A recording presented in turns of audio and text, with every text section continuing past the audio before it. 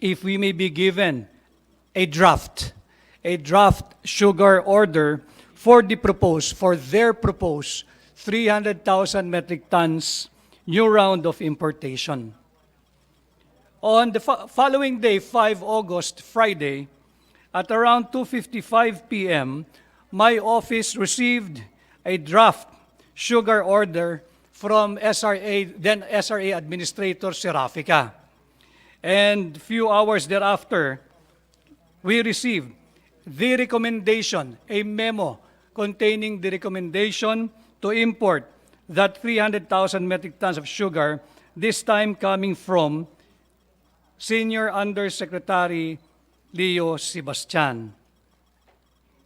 On 7 August, which is a Sunday, at around 2:57 p.m., I received a text message from Senior Yusek Leo Sebastian. And the message contains, and I quote, "Good afternoon, ES Vic.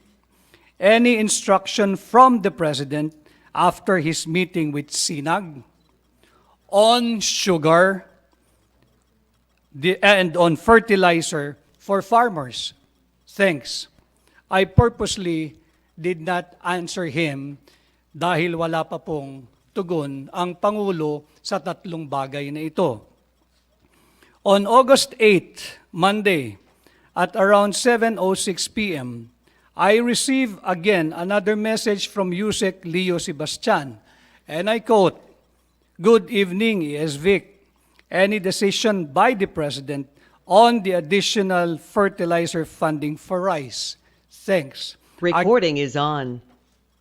Again, I purposely did not respond because these are the matters that are still on the table of the acting Secretary of the Department of Agriculture that we have yet to act upon and that he has yet to decide on. On 10 August, Wednesday, after the meeting in the State Dining Room of Malacanang, we learned that the SRA, through Yusek Leo Sebastian, passed a resolution approving sugar order number 4 without submitting to us the following: the import plan, which should be the precursor for any sugar order to be issued. No knowledge of the acting secretary, His Excellency Ferdinand Marcos Jr., and without even convening. He proceeded to my office. This was late afternoon to early evening. And there was Senior Yusek Sebastian, DTI Secretary Fred Pascual, and PITC President Molly Chong. They were there because even before the discussion on sugar order number 4, we were heavy discussing on the possible source or sources for urea 4600 or 46 for the fertilizer. I confronted Yusek Leo Sebastian and asked him why he did such a thing behind the President's back, without the President's knowledge, and in an unfair and dishonorable way. I asked him to call then SRA Administrator Serafica and Board Member Beltran and ask them, and likewise ask them the same thing, where I asked Yusek Leo to put both of them on speakerphone. At yun din po ang nakuha kong sagot mula kay then Administrator Serafica. Ang sagot po niya sa akin, ang naging tugon niya, akala ko po kasi okay na, sabi ni Yusek Leo. Ganon din ho yung sagot ni Board Member Beltran at ganon din ang sagot ni Senior Yusek Leo Sebastian. On August 11, Thursday, I and the President had a meeting with the FIAP, or the Fertilizer Industry Association of the Philippines, regarding fertilizer. And also on the same day, arranged a meeting with the Philippine Chamber of Food Manufacturers Incorporated. And when I went back to my office, I had a visitor who came in unannounced and without any appointment, and he is none other than then Administrator Serafica. where he asked me if it's okay if he may submit his resignation to me. I told him, you just have to do what you think is right under the circumstance. And do not shift the burden on me or to us because you didn't even give us the courtesy of asking whether we should pass the SO4 or not. And also on the same day, I received a letter from Senior Yusek Sebastian on his request to be relieved of his duties as COS and Senior Undersecretary. 12 August, Friday, it was the oath-taking of the newly designated BARM officials. And I had a chance to see the Senate President in Malacanang, and I took the opportunity to ask him if he is free after the oath-taking so I can discuss with him matters relating to the sugar industry. And in closing, Your Honors, there is nothing more important than food security. Its availability to the most ordinary Filipino and ensure food price stability to achieve our goal na walang Pilipinong nagugutom. Na kapag napabayaan at pinabayaan po nating lahat, ay maaring magdulot ng social unrest. Yun lamang po, magandang umaga at maraming salamat po. Salamat, Executive Secretary. As agreed upon, we will be dispensing with your presence now because of the impending cabinet meeting. But as mentioned by the chair minutes ago, in case the majority of the members of the committee will recall your presence, we will be inviting you again. The committee secretariat is directed to produce the transcripts of the good executive secretary, which is under oath, and to provide the members of this committee with copies of the same, preferably before the end of the day. The Sergeant at Arms is directed to escort the good executive secretary to the parking lot unless the Senate President would like to suspend and approach and make a statement. Maybe I can just make an official statement because he mentioned my name during our meetings in Malacanang. Your Honor, may I? Just for 2 Proceed, minutes sir. before I come up with my opening statement. I would like to take this opportunity. No, nagpapasalamat po ako sa Executive Secretary. Totoo po yung sinabi niya dahil sa concern niya po sa industriya at sa ating mga magsasaka. Siya ay nagpatawag na isang meeting kung paano natin ma-resolve itong issue ito. And I would like to take this opportunity that he has been on top of the situation in terms of not only bringing down cheap prices of sugar to cheaply priced sugar to our markets. And it is being done as we speak. Pag pumunta po tayo sa SM, SNR, and all, it's already down to 70 pesos and per kilo of refined sugar. Para yan sa sinabi nga ni Senator Joel Villanueva, para sa mga turon at banana queue operators, so banana glazed, ito yung MSMEs, kaya napapasalamat po ang taong bayan. And also, I would like to acknowledge the fact that they have been leading, no? The Executive Secretary has been leading the raids that are being done now all over Metro Manila and Mega Manila, in Bulacan, in Pampanga, in Quezon City, where we've already discovered hundreds of thousands of metric tons of hoarded sugar. Sila po yan. He gives me the reports. I share it with my dear colleagues para makita na action agad. Kaya maraming salamat po, Executive Secretary. I wanted you to hear this before you leave. Nagpapasalamat po on behalf of the industry at ng mga farmers sa mga ginagawang hakbang ng ating Pangulo through your office. Thank you, Senate President. Would the Executive Secretary, do you have a reply or I think you're turning on your mic? I would just like to convey my gratitude to the good Senate President. Thank you, sir.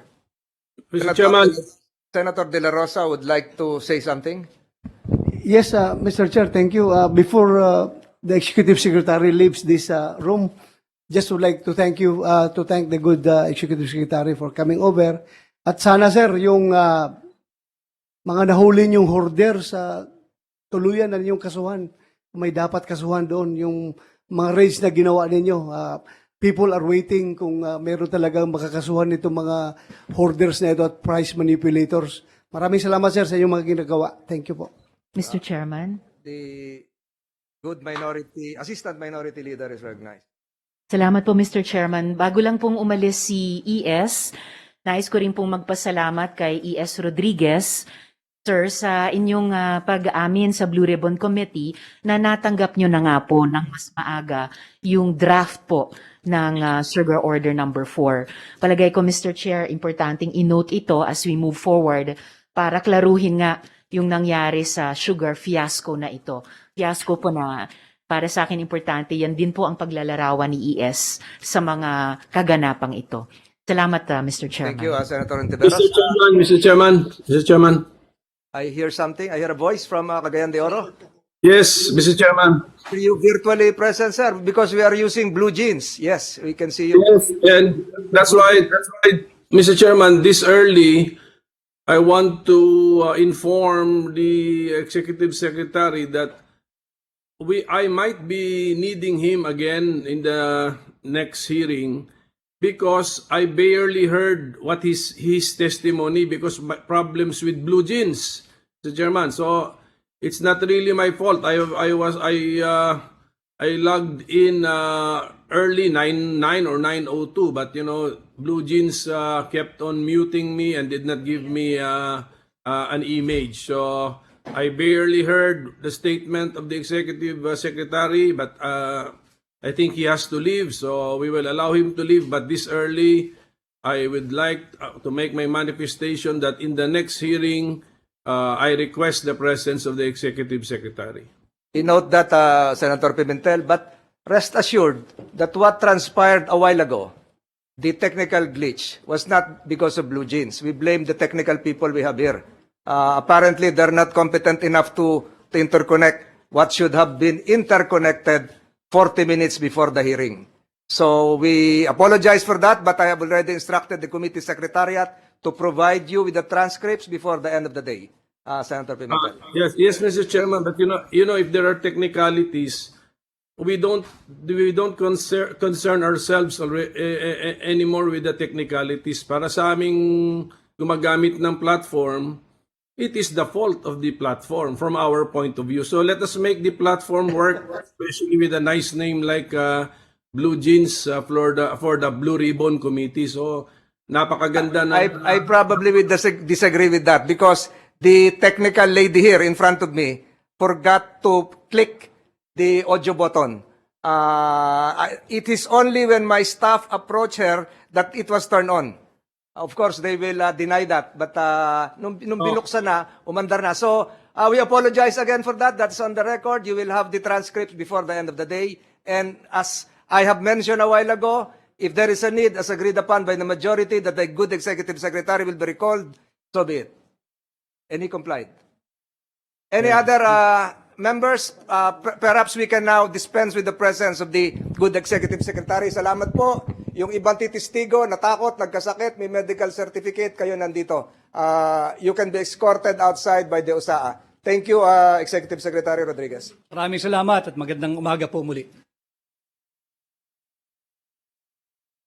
Importation is always a complex and politically fraught issue. How do we protect our local sugar producers already struggling with the high prices of urea dahil sa gera sa Ukraine, while keeping the price of sugar accessible for ordinary consumers? Pero bago po natin himayin ang mga nagtutunggaling mga isyong ito, kailangan ulit nating tanungin, ano ba ang nangyari at sumabog itong fiasco, tawag nga ni ES? Are there crossed lines among Malacanang, the DA, and the SRA board? Una, sinasabi ng Malacanang na illegal ang SO4. It was called illegal because it was issued beyond the authority of the entity that issued it. Wala daw authority si dating Yusek Sebastian. But is that true? How can it be illegal when it was the Executive Secretary himself who issued a memorandum dated 15th July 2022 authorizing former Yusek Sebastian to sit as ex officio chairman or member of all duly constituted committees, councils, boards, or bodies where the DA Secretary is a member. Sa nasabing memo, he has the authority to sign administrative issuances. Sabi ni dating Yusek Sebastian, he may have misread the intent of the President. But it is part of presidential prerogatives to supervise and, if needed, override the exercise of delegated powers. Kaya ang tanong ko, bakit hinayaang pumalaot ang SO4? Why was it not immediately brought to the attention of the President by the Executive Secretary that there was a new sugar order meant to bring in 300,000 metric tons of sugar? Nag-meeting na pala sila ng August 4, and the intent to import was already clear then. Sabi ni Sec. Trixie Angeles, wala daw alam si ES sa sugar order number 4. Ang sabi pa nila, nung nalaman daw ni ES yung SO4, pinagbigay alam nila sa Pangulo at di umano naggalit ang Pangulo. But a different version of events has surfaced in various news reports and citizen vlogs. As early as August 5, 2022, a draft of the Sugar Order Number 4 was already submitted to former SRA Administrator Leo Sebastian. In the afternoon of August 5, the DA-OSEC already wrote to the ES and sent him the said draft. At ito yung inamin ni ES kanina, sent him the said draft as well as a memorandum for the President. Ibig sabihin po, alam ni ES na may umiikot na draft order, an order that received support from stakeholders of the sugar industry. Did he mention this at all to his principal? Di ba dapat ang ES pinoprotektahan ang principal, ang Pangulo? Di ba dapat ang ES gatekeeper? Sa totoo lang, this could have been a simple policy debate on the sterile question of, do we need more sugar? Pero bakit may packaging na niloloko ang Pangulo? Bakit pinapalabas na may paglilinlang? Why suggest na first time nyo nadinig na may sugar order number 4 when you were informed and kept in the loop as early as August 5? Panghuli, what did the ES think of the 100,000 metric tons standby stocks requested by the SRA to be imported by PITC? They knew this was a proposal. Was this acted upon? Was this to counter the hoarders? Mr. Chair, this only drives home the point na kailangan na talaga natin ng maayos na liderato sa DA. I hope this is not a portent of things to come. Maglalabas ng order, iaatras ang order, ide-deny na sangkot sa order. Nobody is helped by disorganized leadership. Not industry, not the traders, not the producers, and certainly not the consumers. This was not only about one man misinterpreting intent and acting outside powers. Ultimately, this is the fallout of a messy, haphazard bureaucracy. Wag na natin i-minimize ang damage na nagawa nito. So, Mr. Chair, on that note, ang dami ko pong gustong tanungin kay ES, and while I do appreciate the fact that he faced the Blue Ribbon Committee, sa tingin ko po ay dapat pa nilang sagutin ang ilang mga nakabinbin pang katanungan. So joining with the manifestation earlier of the minority leader, I respectfully move, Mr. Chair, to recall the good ES to answer questions before this body. I so move, Mr. Chair. Salamat, Mr. Chair. Thank you, Senator Hontiveros, but I think we will have to decide that as a group and as laid down by the chair. The rules would be this. We thank the good senator. First, we will have the opening statement of the chair, the co-chair, and thereafter the members of the committee, if that is part of your opening statement, that has been placed on record. And to have an orderliness in these proceedings, we will have under oath the witnesses present here, and those physically present senators will be given the chance to ask questions. Thereafter, those virtually present will be given the chance to propound questions on a 5-minute time frame. For the second round, the same. Until after we have established all the necessary facts, which we will post in the screen in the succeeding hearings. For instance, if we have established the illegality of SO4, tapos na yon. Pasok naman tayo dun sa ibang issue. If we have established the unauthorized signatures made by Yusek Sebastian, tapos na yon. We will do away with cumulative evidence para mapabilis po tayo. So we, with all due respect to Senator Hontiveros, we will before the end of this proceedings today, we will decide on whether to recall the good executive secretary. As directed, the COMSEC should provide us before the end of the day the transcripts para mabasa na ng lahat. So para makita na yung pangangailangang sagutin ng executive secretary. If the good sponsor of that motion is willing, we will proceed ahead. Or is that motion still on the table? It is still on the table, Mr. Who Chair. is? Senator De La Rosa. Yeah, I second the motion of the Assistant Minority Leader, Mr. Chair. The motion is whether we should recall the executive secretary. In the Yes, next hearing. Mr. Chair, on his available time. Second meeting. On the next meeting. On the next meeting. What about Senator Estrada?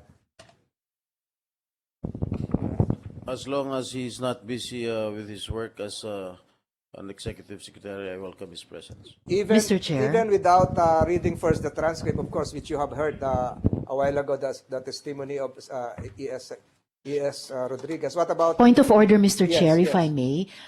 This representation made a motion. Yes. It was duly seconded Yes, by the Vice Chair of the chair Blue is Ribbon Committee. clarifying Thank you, Mr. the- Chair.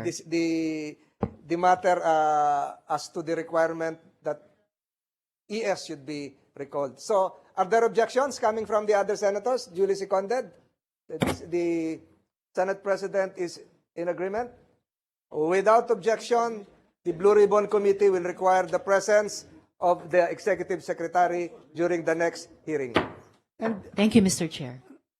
May we now, Senator De La Rosa? Yes, Mr. Chair. Is that an amendment? No, Mr. Chair.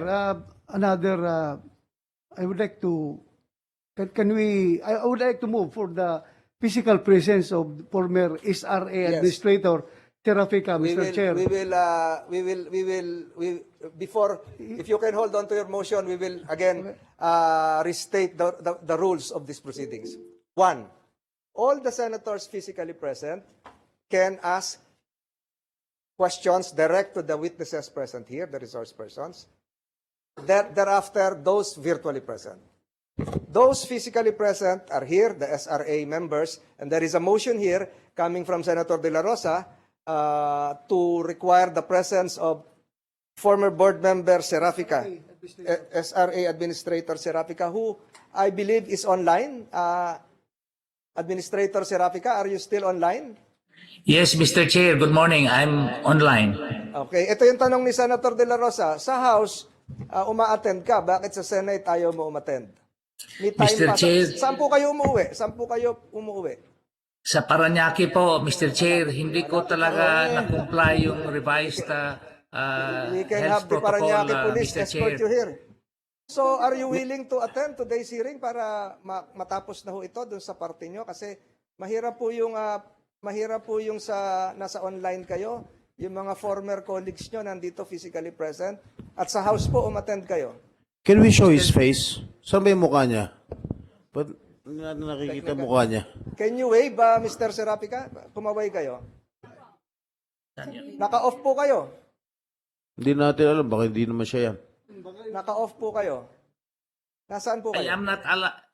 Can I be allowed to show my video, Mr. Chair? Yes. We are waiting for your face. Mr. Chair, Yes. I got stuck in the traffic lights last night from the House, and I could not comply the revised health protocol of the Senate, Mr. Chair.